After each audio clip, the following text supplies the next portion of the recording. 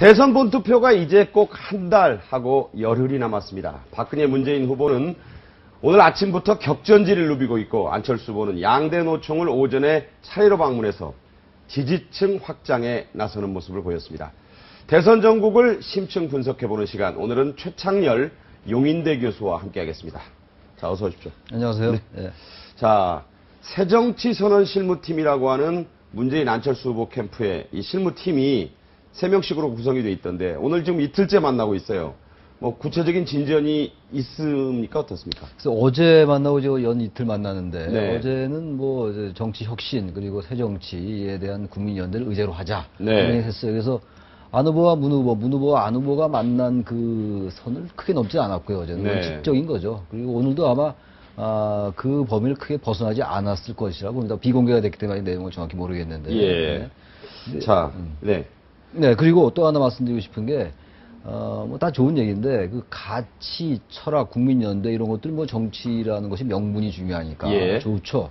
그리고 또 지난 단일화라는 것들이 너무 인물의 연대에만 치중해가지고 결렬되고 이랬던 적이 있었잖아요. 2002년도에도 그랬고.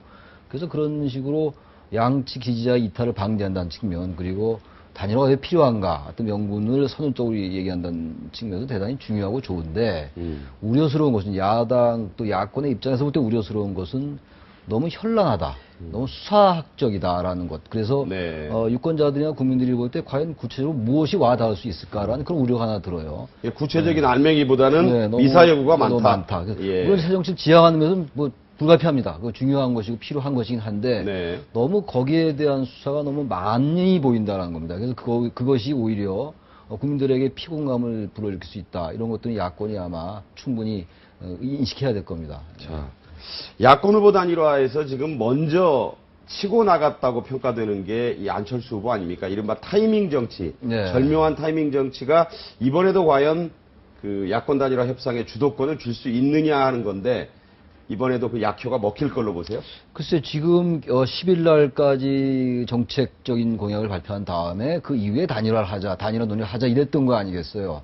그러다가 이제 바로 그 부분이 지지율 하락으로 연결된 측면도 좀 있었고 해가지고 전격적으로 회동을 제안한 거 아닙니까? 그렇죠. 그래서 며칠 전에 된 네. 건데 바로 그것이 이제 우리가 얘기하는 타이밍 정치의 역시 고수다라고 얘기하는 건데 그래서 지금 일정 부분은 조금 뭐 단일화의 주도권 같은 것들이 안 후보에게 있는 것처럼 보이긴 합니다. 그러나 전반적으로 아무래도 정당을 기반으로 하는 문재인 후보 측에 최근에 그 적합도에서 좀 올라가는 그런 추세입니다. 여론이. 여전히 경쟁력 측면에서 3자 구도에서 안 후보가 문 후보보다 좀 우위에 있는데 어느 후보가 단일화 후보에 적합하느냐에 대해서 조금 문 후보가 앞선 것도 좀 나오기 시작했어요. 그래서 박근혜 후보를 지지한다고 한 사람을 배제하는 네. 역선택 여론조사 결과에서는 좀 다르지 않습니까? 조금 다르게 나오죠. 네. 그러나 어쨌든 간에 문 후보의 전반적인 이러한 그 적합도에서 조금씩 따라붙는 듯한 이런 것 때문에 반드시 주도권을 안 후보가 잡았다라고 얘기하는 그건 대단히 희박해요. 네. 결국은 이제 이 경선은 아니죠. 단일화 방식을 어떻게 가져가느냐에 이제 삽바싸움이라고 하는 바로 그쪽이 가장 이제 관건이 되는 건데 여론조사와 결국 이쪽에는 지금 어떤 형태로 간에 모바일이 됐건 현장이 됐건 국민참여 경선의 형태를 좀 포함시키려 할 것이고 근데 문제는 지금 안 후보 측에서 속내는 어쨌든 끌고 가가지고 지난번에도 그 박영선 그때 단일화도 지난 서울시장 선거 때도 예. 그때도 결국은 몰려서 여론조사를 했습니다. 물론 이제 TV 토론회 통한 이런 것도 있었지만 시간이 촉박했죠. 촉박했죠. 지금도 그렇게 갈 가능성이 대단히 높아 보입니다. 네. 과연 그것이 이거- 또 예. 안철수 진영의 어떤 하나의 그 꿈일 수도 있고 전략일 수도 있다는 얘기네요. 전략인 층이 많이 있을 거예요. 근데 네. 지금 그래서 어떤 면에서 볼 때는 문 후보의 전략이 좀 말려 들어가는 것 같다, 안 후보에게. 그렇게 커다란 정당 기반을 가지고도 계속 좀 이렇게 조급한 듯한, 쫓긴 듯한 이런 모습을 보이고 있는데, 차라리 전 이 문제는 이제 얘기 하나 싶어요. 이렇게 자꾸만 할 것이 아니라, 박근혜 후보는 이명박 후보와 상당히 차별화가 돼 왔었지만, 그리고 새누리당 내에서 야당 역할을 했지만, 박근혜 후보가.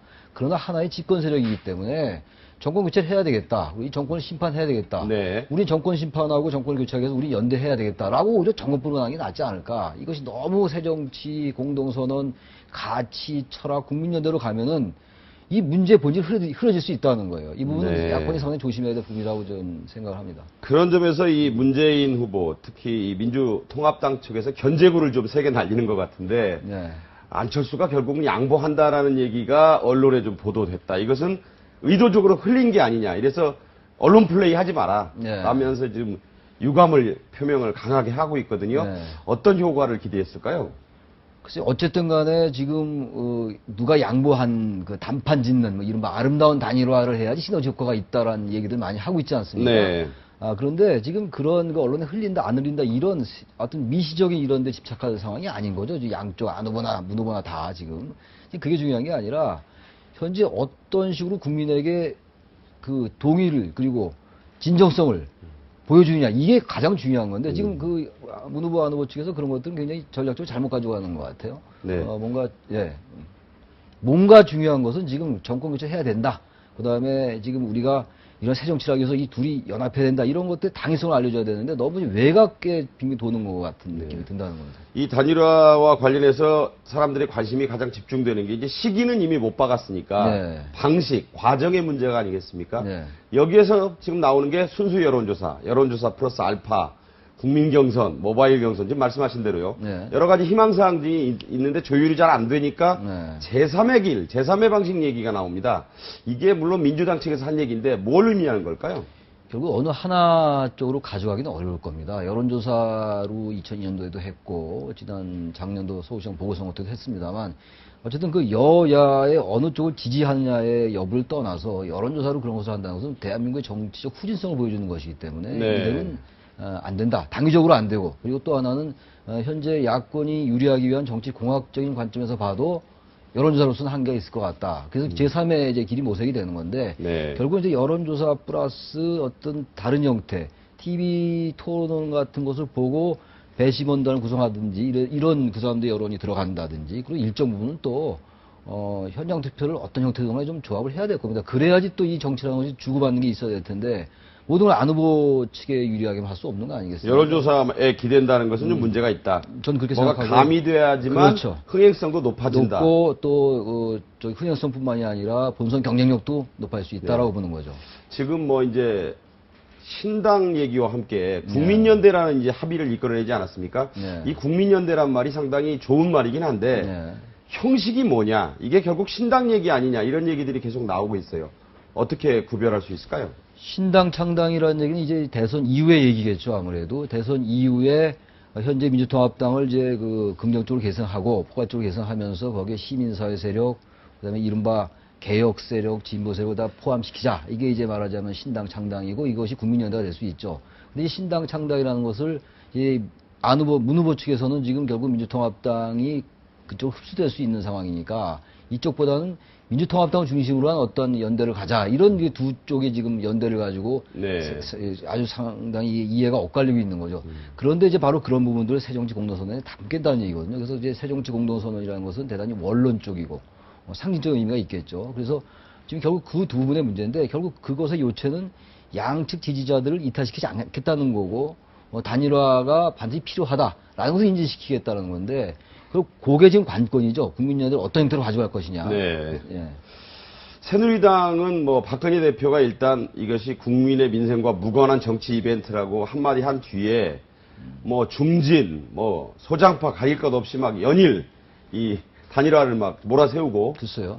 야합 뭐 비판하고 있습니다. 김태호 의원 같은 경우에는 너무 독하게 비판하다가 사과까지 하는 식인데 이렇게 거센 포화를 쏟아붓는 것이 뭐 어떤 전략적 이유가 있을 거 아닙니까? 전략적 이유가 있겠죠, 나름대로. 그러나 대단히 잘못된 전략이다라고 봐요. 이건 네거티브도 아니고요. 단일화라는 것은 이제 그 새누리당으로서는 야합이라고 비판할 수 있는 거죠. 각 정치 세력이 다르니까. 네. 그러나 이것이 지금 여론조사에 의하면은 단일화를 지지하는 유권자도 굉장히 많아요. 그렇기 때문에 이 부분을 너무 그렇게 몰아세우는 것이 오히려 득표에 도움이 안 된다. 더군다나 지금 최근에 황상민 교수의 막말 때문에 한바탕 예, 치렀는데 우리 정치가 말을 너무 함부로 해요. 지금 아까 그 김태호 의원 얘기도 하셨습니다. 그것도 입에 담기 가지고 뭐 그런 말을 저기 공개 석상에서 했고. 그렇죠. 또 그리고 또 누굽니까? 이정현 공보단장은 병아리가 태어나는 것보다 더 뭐 시기가 짧게 뭐 절석을 한다 이런 취재 얘기를 했고. 글쎄. 이런 것들은요 아주 그 정치를 비하시키는 겁니다. 네. 민주통합당도 마찬가지예요. 민주통합당은 또 뭐라고 얘기했냐면 개가 짖어도 기차는 간다 이런 얘기를 또 해요. 그러니까 뭐 좀 말들 너무 함부로 해요. 시정에서나 나올 뭐 시정에서 그런 얘기 잘 합니까? 잘 안 하죠. 술자리에서. 저 술자리에서 그런 얘기 잘 안 합니다. 네네.